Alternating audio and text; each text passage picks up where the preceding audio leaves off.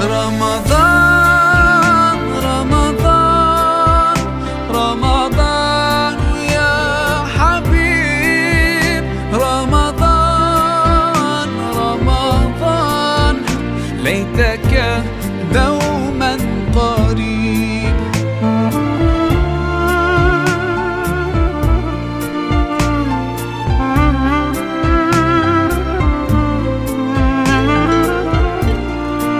maanta oo maalinta ku dambeysay wareegga koowaad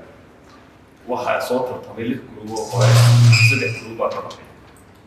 3 groupna finalka labaad wareegtooda soo baxay maanta groupka labadiina group ka soo baxay ayaa wareegtooda u soo gudbi doona insha Allah su'aalahana noo bilaabmi doona insha Allah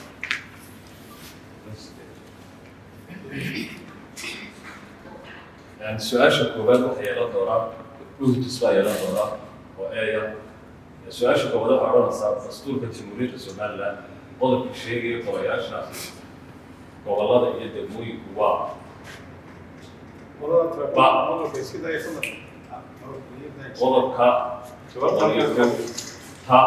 qodobka 110aad ja qodobka 110aad ha qodobka 102 weydii bilaab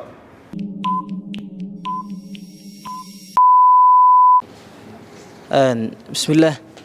جواب السؤال هذا نسكت ضيوه حين قلنا سبيدا قطب كون سيرون ون سيرون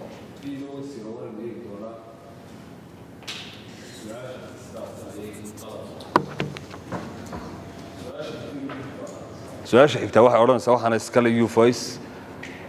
su-aasha labaad waxay odhanaysaa wax ka beddelka tirada gobollada ama degmooyinka iyo xuduudahooda waxa soo jeedintooda leh ba golaha xukuumadda ta golaha wakiilada ja golaha guurtida ha dhammaan waqtigu idin bilaabay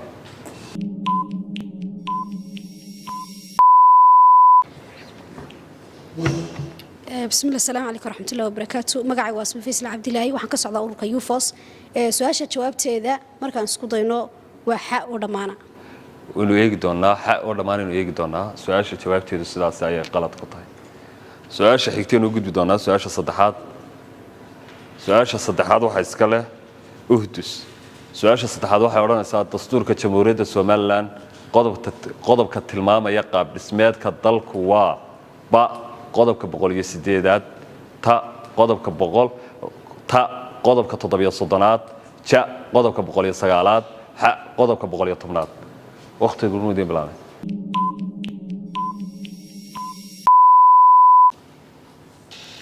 بسم الله هذا نسكت ضيو سؤال جوابت هذا وحويان شاء أو بقولي سجالة شاء أو بقولي سجالة إنه يقدرنا سدا سايي صح كتاي سؤال شحكتين وجود بدونا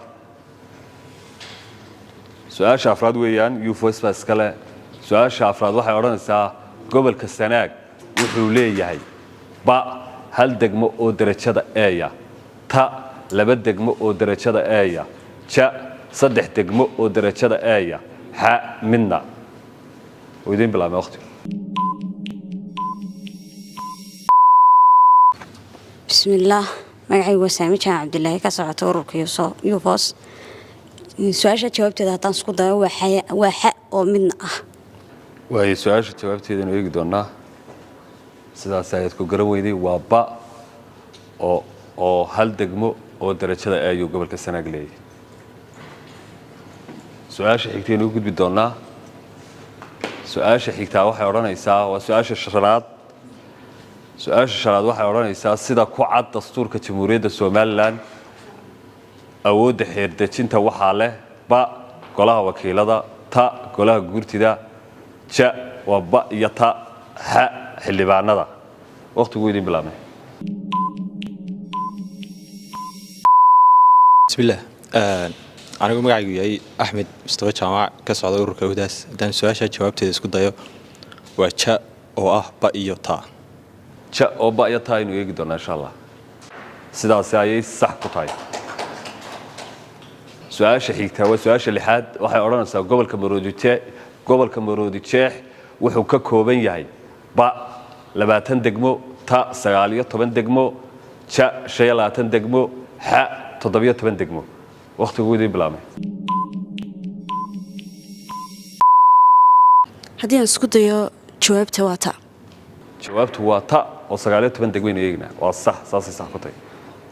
su'aasha xigtay inuu gudbi doonaa su'aasha toddobaad waxay odhanaysaa gobolka awdal wuxuu ka kooban yahay ba 15 degmo ta 20 degmo ja 10 degmo xa 12 degmo ويدين بلا ما وقتي بسم الله الرحمن الرحيم magacaygu waa Xasan Xuseen Cismaan jawaabta haddaan isku dayo waliba aan kaga jawaabayaa tirada ku qoran buugga wadaniyada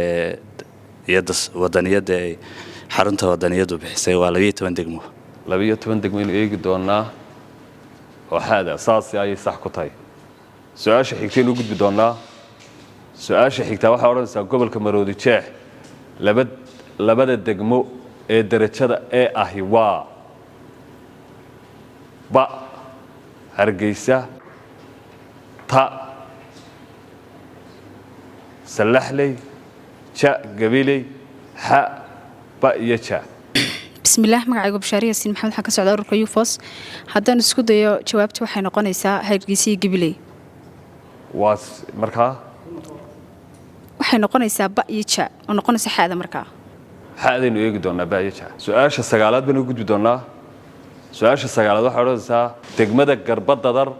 waxay ka tirsan tahay ba gobolka Awdal ta gobolka Salal ja gobolka Gabiley ha gobolka Maroodi Jeex bismillaah magacaygu waa Muniira ka socota Uhdas haddaan su'aasha jawaabteeda isku dayo waa ba oo Awdal ba sidaas ay jawaabtu sax ku tahay inta kadib waxaan eegi doonaa hadii la yiraahdo qolada group u soo baxday wareegga labaad waxay noo sheegi doonaa garsoorka insha Allah inoo sheegi doonaa den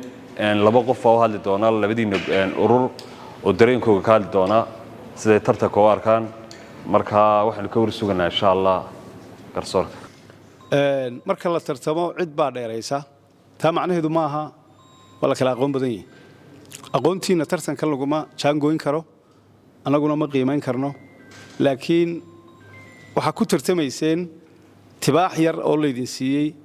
oo kala ahayd buuggii wadaniyada ee macallimiintu idin dhigeen iyo qodobadii dastuurka oo isaga laftiisa la idin sharaxay oo hayseen su'aaluhuna intaas oo bay ahaayeen su'aal walibana sida ay ugu qoran tahay buugtii haysateen ayuun baa loo soo qaaday dib baa weegi kartaan inta markaan ka gudbo waxaan ku horeynayaa ururka UFOS ama kooxda UFOS baan ku horeynayaa waxay haystaan 2 dhibcood waxa kooxda la weydiiyay 5 su'aalood waxay seegeen 3 kamid ah jawaabahoodii ayay seegeen ama la waayeen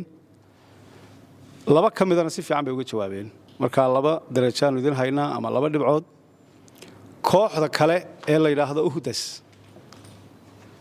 iyagana 5 su'aalood baa la weydiiyay hal su'aal ayay seegeen afartii su'aalood kalena way ka jawaabeen